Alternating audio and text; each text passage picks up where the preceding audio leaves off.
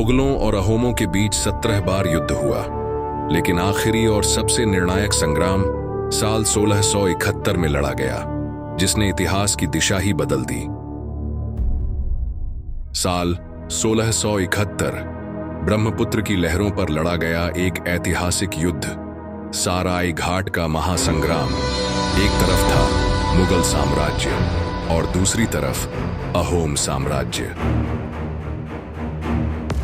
जब मुगल साम्राज्य भारत के बड़े हिस्से पर अपनी पकड़ मजबूत कर रहे थे, तब भी कुछ राज्य उनकी ताकत के आगे नहीं झुके।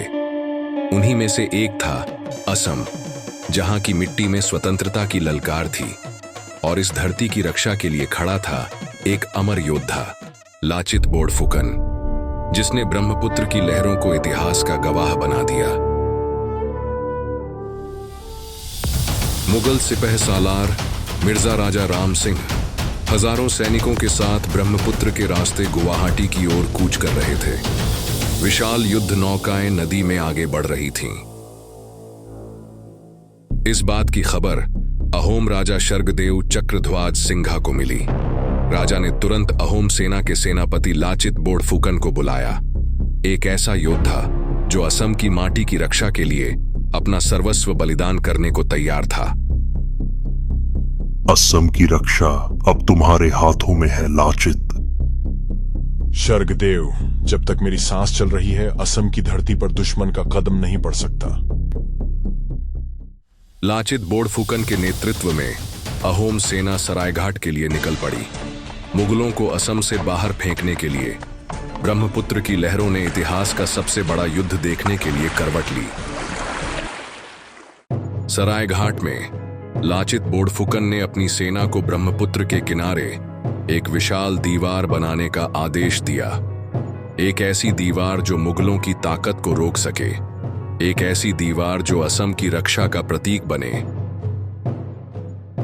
इस काम की जिम्मेदारी लाचित ने उनके मामा को दी। दीवार का काम रात के अंदर खत्म होना था, क्योंकि मुगल सेना अगली सुबह सरायघाट पहुंचने वाली थी। परंतु शाम होते ही लाचित के मामा ने सैनिकों को विश्राम करने के लिए कह दिया, जबकि दीवार का काम अधूरा पड़ा था और मुगल सेना सरायघाट पहुंचने ही वाली थी। जब लाचित दीवार का काम देखने आए तो उन्होंने चारों ओर सन्नाटा पाया। सैनिक गहरी नींद में सो रहे थे और दीवार अधूरी थी। गुस्से में आग की तरह जलते हुए लाचित सीधा अपने मामा के पास गए। सेनापति, अंधेरा हो गया था। मैंने सोचा सुबह सूरज उगने के बाद काम पूरा कर लेंगे। लाचित का क्रोध अब अपने चरम पर था। उन्होंने अपनी तलवार हवा में उठाई और गरजते हुए बोले, मातृभूमि से बढ़कर कोई नहीं, न मेरा मामा न मेरा परिवार। अगले ही पल तलवार बिजली की तरह गिरी और लाचित के मामा का सिर जमीन पर लुढ़क पड़ा। इस घटना के बाद अहोम सेना फिर से काम पर जुट गई। कोई नहीं रुका, कोई नहीं थका, सिर्फ एक ही लक्ष्य था, दीवार को पूरा करना। सुबह की पहली किरण से पहले दीवार अडिग खड़ी हो गई थी, मजबूत, अभेद्य और हर वार को रोकने के लिए तैयार। सैनिकों, धरती मां हमसे बलिदान मांग रही है। तलवार उठाओ, क्योंकि अब सिर्फ जीत ही हमारा भाग्य है।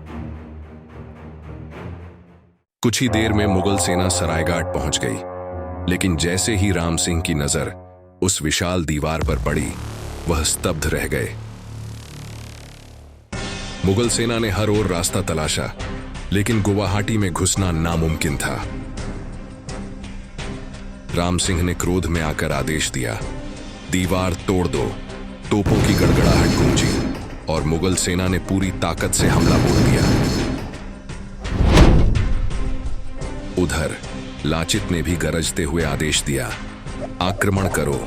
अगले ही पल अहोम सेना ने आग के तीर छोड़े, भाले बरसाए और युद्ध का मैदान गूंज उठा। अहोम सेना के प्रचंड आक्रमण से मुगलों की कई नावें डूब गईं, लेकिन तोपों की लगातार मार ने दीवार के एक छोटे से हिस्से को तोड़ दिया। मुगल सेना अंदर तो घुस गई, लेकिन अहोम सेना पहले से ही उनका इंतजार कर रही थी। अहोम और मुगलों के बीच युद्ध भयंकर रूप ले चुका था। अहोम सेना मुगलों पर भारी पड़ रही थी। मुगल पूरी ताकत से लड़ना चाहते थे, लेकिन तंग दीवार की दरार से वो सिर्फ थोड़ी संख्या में अंदर आ पा रहे थे, और यही उनकी सबसे बड़ी कमजोरी बन गई। मुगलों ने अपनी कई युद्ध नौकाएं खो दी।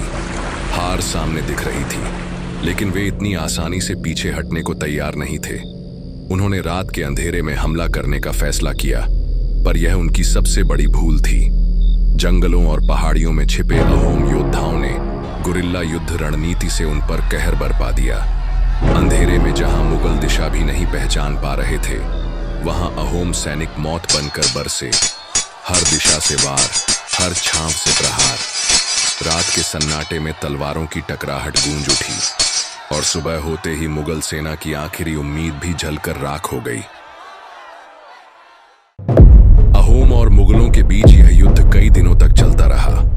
भयंकर संघर्ष, टूटती तलवारें, जलती नौकाएं, लेकिन मुगल सेना अहोम योद्धाओं को हरा नहीं पाई। इसी दौरान वीर लाचित बोड़फुकन एक अज्ञात बीमारी का शिकार हो गए। उनका शरीर कमजोर पड़ने लगा, लेकिन उनका संकल्प अटूट था। बीमारी से जूझते हुए भी लाचित ने हार नहीं मानी। अपनी अंतिम ताकत जुटाकर उन्होंने मुगलों को असम की सीमा से बाहर खदेड़ दिया। ब्रह्मपुत्र की लहरें इस युद्ध की गूंज को सदियों तक अपने बहाव में समेटे रखेंगी, और हमेशा के लिए इसकी साक्षी बनी रहेंगी। मुगलों ने दोबारा असम पर आक्रमण करने की भूल कभी नहीं की, और लाचित बोड़फुकन का पराक्रम इतिहास में अमर हो गया।